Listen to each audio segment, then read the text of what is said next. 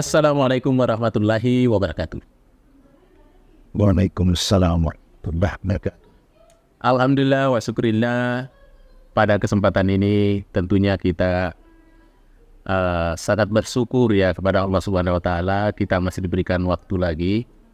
Dan juga teristimewa kepada seluruh penonton, pemirsa sekalian dimanapun berada, telah menyempatkan waktunya untuk menonton ya salah satu konten YouTube kita, yaitu Mr. Koronis, komunikasi romantis dan humanis.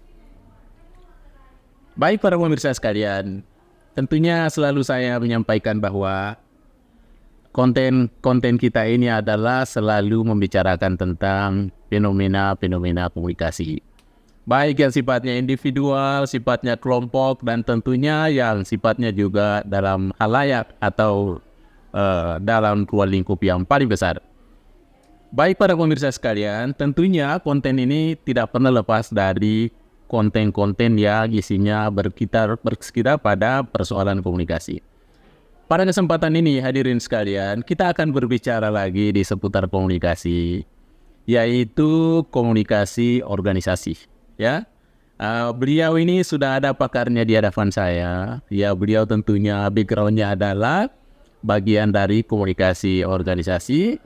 Siapa beliau? Para hadirin sekalian, saya akan perkenalkan namanya, yaitu Bapak Dr. Haji Samun HR, MPD/MM. Ya, tentu beliau adalah sebagai akademisi ya di Universitas Alauddin Makassar. Baik para pemirsa sekalian, tentu pemirsa sudah tidak sabaran lagi akan mendengarkan itu tentang bagaimana itu komunikasi organisasi. Assalamualaikum Ustaz. Waalaikumsalam warahmatullahi wabarakatuh, Pak Dokter. Ya, baik. Alhamdulillah, bagaimana keadaan tak? Sehat-sehat hari ini? Alhamdulillah sehat. Sehat-sehat. Baru saja melaksanakan ibadah sholat. Alhamdulillah. Baik para pemirsa sekalian, karena ini durasinya sangat terbatas, tentu kita akan mulai saja ya. Baik ya Pak Dr. Haji Samun, ya, tentunya saya akan bertanya-tanya sekitar 10-15 menit.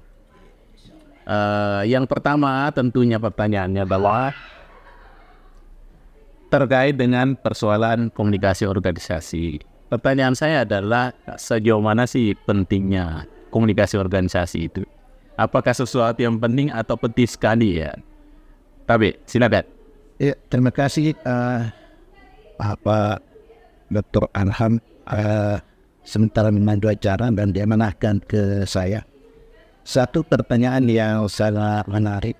Tentu saja jawabannya sebelum sampai kepada penting atau penting sekali, saya kira mengaltar ke arah itu bisa dikatakan bahwa komunikasi itu berada di mana-mana. Iya, baik. Jadi segala lini kehidupan dan ruang besar dan ruang sekecil apapun organisasi tetap berada. Sehingga kemudian kalau dianggap penting memang adalah sesuatu yang sangat penting menentukan bagaimana sebenarnya aktivitas manusia itu. Iya, iya. Nah, oleh karena itu kalau kita menggiring persoalan ini ke organisasi-organisasi, komunikasi organisasi, maka keterkaitannya memang sangat penting dan sangat komunikasi kemudian sangat penentu sebagai penentu, kunci penentu dalam kesuksesan organisasi itu. Nah, kenapa itu? Karena komunikasi bisa menyesuaikan dan menentukan arah organisasi itu. Iya. Kalau kemudian organisasi punya struktur, organisasi yang sering kita lihat mulai dari pimpinan turun ke bawah, maka kemudian komunikasi berada di situ menentukan bagaimana arah kegiatan-kegiatan secara struktural. Iya. Nah, oleh karena itu komunikasi arah komunikasi, alur komunikasi, kemudian kita kenal ada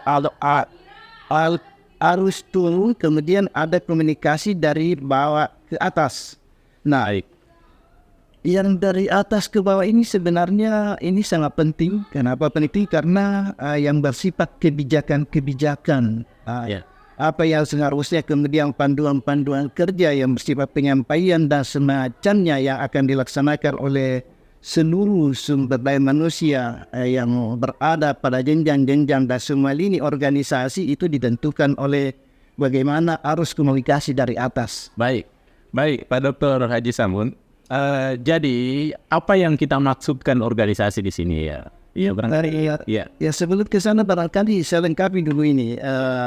Ya ada komunikasi dari bawah ke atas itu paling tidak bagaimana mengakomodir kebutuhan sumber daya manusia. Iya, oke. Tetapi ternyata bukan itu. Organisasi sebenarnya kalau kita lihat hanya dari atas ke bawah, dari bawah ke atas, tapi sebenarnya komunikasi membuat ruang adanya komunikasi ke samping. Oh, komunikasi ke samping. Ada ruang, misalnya komunikasi terhadap sesama sumber daya manusia yang sejajar dengan kedudukannya, kemudian organisasi antar departemen atau antar bidang di organisasi itu. Yang satu level ya? Yang satu level. Itu tetap ada ruang yang terbuka. Walaupun ada jalur komando, tapi komunikasi harus ada di sini. Iya. Oh, jadi itulah yang kita maksud dengan organisasi tadi ya. Bahwa di samping dari atas, organisasi dari atas ke bawah, ada juga dari sifatnya dari bawah ke atas. Komunikasinya. Ya, komunikasinya juga tetap ada dari samping ya. Tentu dari arah yang sifatnya institusi yang familiar ya. Iya. Kedua. Baik. Ini terkait dengan persoalan komunikasi ya. Tentu di dalam komunikasi juga biasanya terkait dengan unsur-unsur manajemen. Ya. Iya, barangkali kita bisa juga menjelaskan ini ya, bagaimana keterkaitannya itu komunikasi organisasi itu yang juga terkait dengan persoalan manajemen. Tapi silakan. Iya, terima kasih Pak Dokter. Saya kira sebelum ke unsur-unsur manajemen kaitannya dengan komunikasi, saya mau dulu singgung sedikit tentang pemahaman ini bagaimana sebenarnya organisasi. Iya, sudah clear di persoalannya. Iya. Jadi kalau kita lihat ternyata organisasi ada dua pemaknaan. Yang pertama, yang satu itu sebagai lembaga, sebagai wadah, dilaksanakannya aktivitas kegiatan di dalamnya, tempat atau wadah. Dan yang kedua, saya kira ini definisi banyak orang, kemudian kita simpulkan bahwa organisasi adalah adanya dua orang yang bekerja sama, melaksanakan kegiatan-kegiatan yang telah ditetapkan untuk mencapai tujuan yang telah ditetapkan tersebut. Nah, kemudian persoalan ini ada dua. Kalau dia sebagai wadah, sebagai lembaga, maka dia statis, tidak bergerak. Tetapi kalau dia sebagai kerjasama, maka harus dinamis. Dia harus bergerak. Nah, gerak ini kemudian dikunci dan ditentukan oleh bagaimana komunikasi sebagai penggerak di dalamnya. Oh, ya. Jadi luar biasa ini ya. Proses komunikasi ini sangat membantu ya. Karena dia merupakan pengunci ya. Iya. Saya lanjut. Iya, silakan. Jadi kalau ini dikatakan tadi bahwa organisasi sebagai wadah pelaksanaan aktivitas kegiatan di dalamnya, maka otomatis manajemen akan dilaksanakan di dalamnya. Oh, manajemen akan jalan di dalamnya untuk mencapai tujuan, tapi lagi-lagi kalau kita berbicara di fungsi-fungsi manajemen yang kemudian kita kenal dengan konsep COACH misalnya, planning, pengorganisasian, updating sampai kepada controlling, itu tidak bisa lepas dari komunikasi. Perencanaan tidak akan jalan, tidak akan tercapai, tidak akan terwujud tanpa komunikasi. Pengorganisasian tanpa komunikasi tidak akan terorganisir seluruh program-program kerja. Dan kemudian penggerakan memang tidak ada kegiatan yang bersifat dinamis tanpa komunikasi. Pentinglah, sangat penting. Sebenarnya bagaimana organisasi penting sekali di dalam organisasi untuk pencapaian tujuan. Baik. Terima kasih informasinya. Ini sangat menarik sekali. Tentu dilihat bagaimana peran-peran daripada komunikasi ya. Di sini tetap kita bercerita tentang persoalan tujuan organisasi. Tentu ya ada kiat-kiat yang dilakukan ini. Kenapa sampai komunikasi itu merupakan satu penentu untuk mencapai sebuah tujuan organisasi? Barangkali bisa dijelaskan dulu tuh. Saya kira kinerja akan bagus dalam organisasi ketika ada motivasi kerja. Motivasi kerja. Tapi motivasi kerja tidak akan jalan lagi tanpa kehadiran komunikasi. Sebab antara pimpinan di unit-unit kerja itu tidak mampu memberikan motivasi tanpa berkomunikasi. Berkomunikasi, betul. Itu hal-hal yang sangat penting. Iya, dia harus berinteraksi dengan antara bawahan dan atasan ya, kemudian atasan dan bawahan, atau bawahan dengan bawahan ya. Iya, besar. Ada motivasi. Ada motivasi. Baik. Ada satu ini, kira-kira ini pertanyaan terakhir ini ya. Ini terkait dengan persoalan tujuan organisasi. Tentu saja kadang-kala tujuan organisasi itu punya hambatan-hambatan ya, sehingga tidak maksimal. Ya, tetapi yang saya mau gali di sini explore itu, kira-kira tujuan organisasi yang merupakan dambaannya seperti apa sih wujudnya itu ya? Silakan. Ya, terima kasih Pak Dokter. Saya kira semua aktivitas kegiatan muaranya adalah tujuan. Tujuan. Ya, organisasi juga mulai dari visi misi tergambar tujuan. Ya, program jangka panjang, menengah dan jangka operasional juga harus ada tujuan. Iya, betul. Oleh karena itu saya bisa simpulkan bahwa sebenarnya tujuan organisasi itu adalah adanya tujuan secara organisatoris, tujuan organisasi secara kelembagaan. Dan yang kedua adanya tujuan per departemen atau per bidang punya tujuan-tujuan masing-masing, karena antara bidang satu dan bidang yang lain dalam sebuah organisasi perencanaan kegiatannya biasanya akan beda masing-masing dengan tanggung jawabnya tersendiri. Baik. Nah, kalau per departemen mencapai tujuannya semua, maka secara otomatis juga kelembagaan tercapai. Tetapi tidak sampai di situ. Karena kita tadi berbicara komunikasi, maka kita berbicara manusia. Iya, betul. Tujuan ideal ialah saya kira hadirnya kepuasan individu dari sejumlah orang yang ada di organisasi. Itu.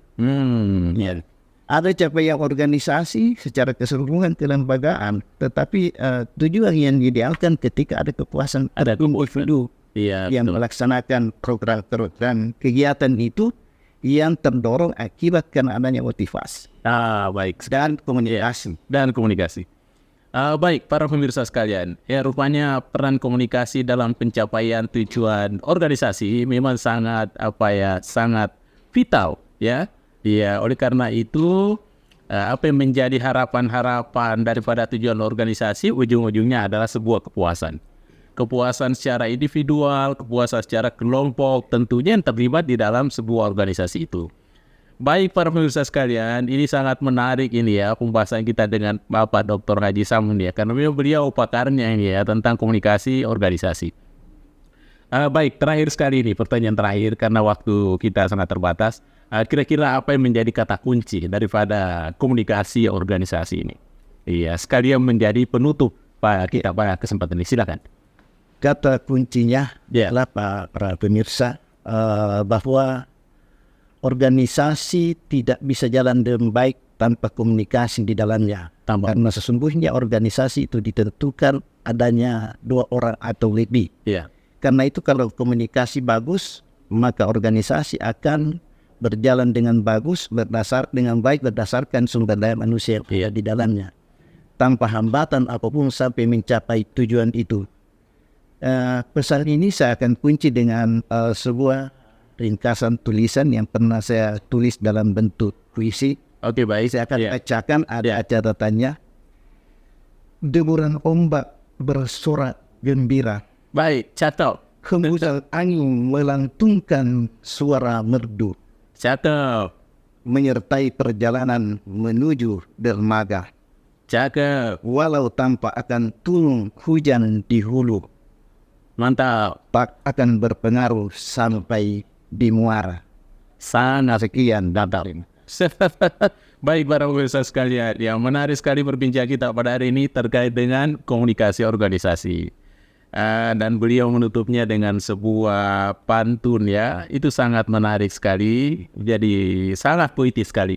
Dan mudah-mudahan ini menjadi inspirasi buat kita semua, terutama para pemirsa sekalian dimanapun berada. Jangan pernah lengah dengan menonton YouTube kita ini, yaitu konten komunikasi, karena ini sangat bermanfaat tentunya ya. Baik para pemirsa sekalian, demikian saya sampaikan. Saya berterima kasih kepada Bapak Dr. Haji Samun, HR, MPD, MM, karena beliau sudah menemani kita beberapa menit ini. Mudah-mudahan ini menjadi sangat bermanfaat kepada kita sekalian. Baik para pemirsa sekalian, demikian saya sampaikan. Terima kasih atas segala perhatiannya.